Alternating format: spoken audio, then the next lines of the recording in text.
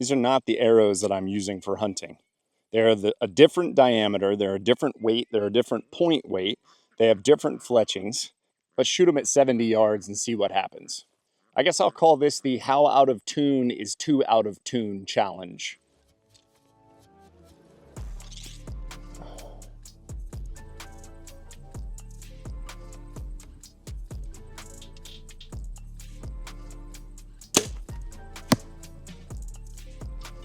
Felt reasonable.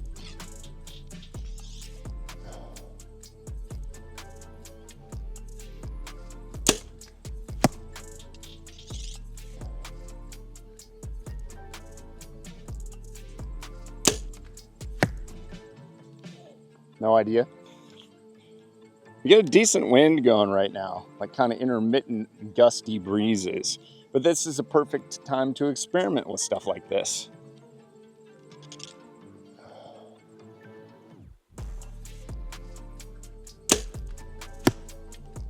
Felt pretty decent.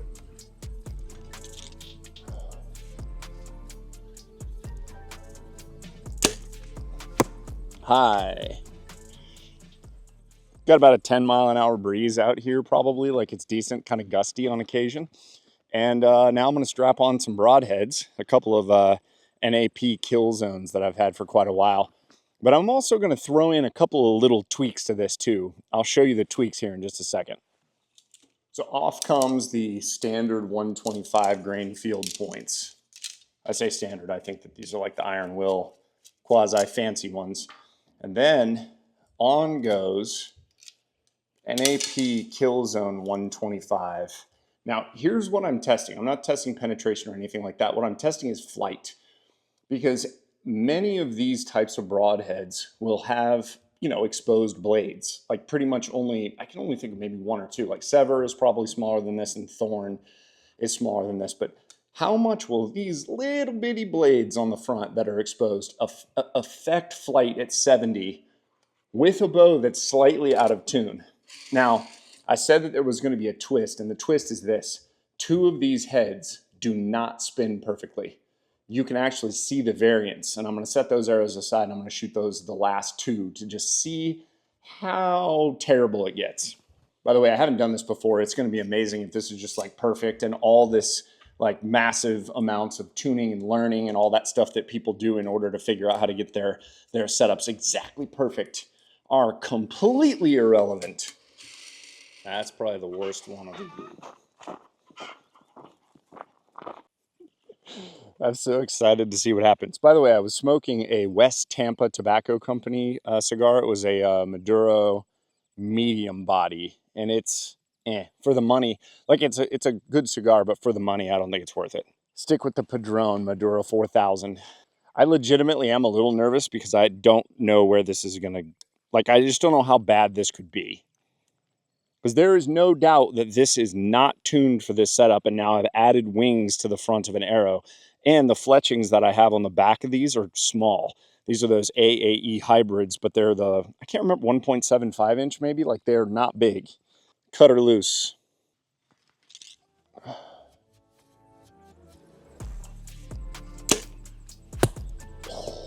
Okay, that's a good sign. By the way, I'm not looking to try to correct, because if I look through the binos and try to figure out where it's at, I may creep that way. So I'm just going center.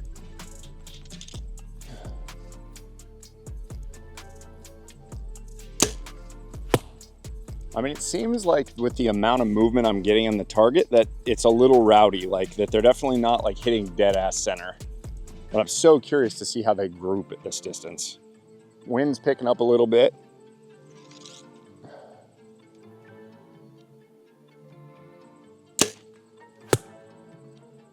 All right, last two. These are the two that are out of tune that for sure do not spin.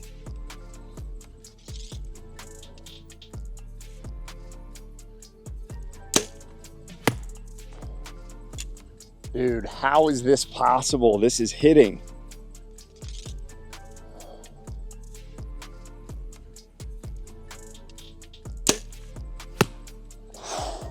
All five on the matrix at 70 yards. All right, I'm going to bring this camera down to go take a look at it and do a little narration. And then I'm also going to explain what my arrow is that I'm actually hunting with.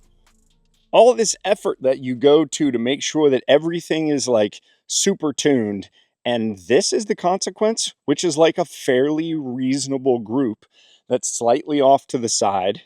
The only conclusion that I can come to is that when you're using a mechanical out front, the amount of basically forgiveness that you're getting out of that setup is fairly tremendous. Like at 70 yards, you saw the group before, you see what this is now. Like the groups are relatively similar. And it's like I said, two of these are completely, they don't spin straight, they don't spin perfect. So the actual arrow that I'm using is the UltraView 1K. It's a tighter weave. It's a 4.5mm arrow, whereas these are a 4mm arrow. These are the RIP TKOs. These are 300 spine. This is 250. These are 450 grains. This is 535. These have the 1K fletchings, which are larger than the AAE hybrids. They are using the same knock, which is the AAE IP knock. And then I'm going to use, I think I've got 100 grain stainless out front on this. And then I'm going to use the Mega Meat, G5 Mega Meat for hunting season this year for whitetail.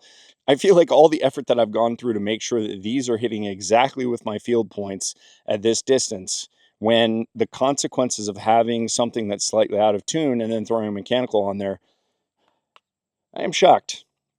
I am honestly super surprised. Well, I'm gonna go take a shower and get ready to sit in the deer stand. Thanks for watching. I'm Brandon McDonald.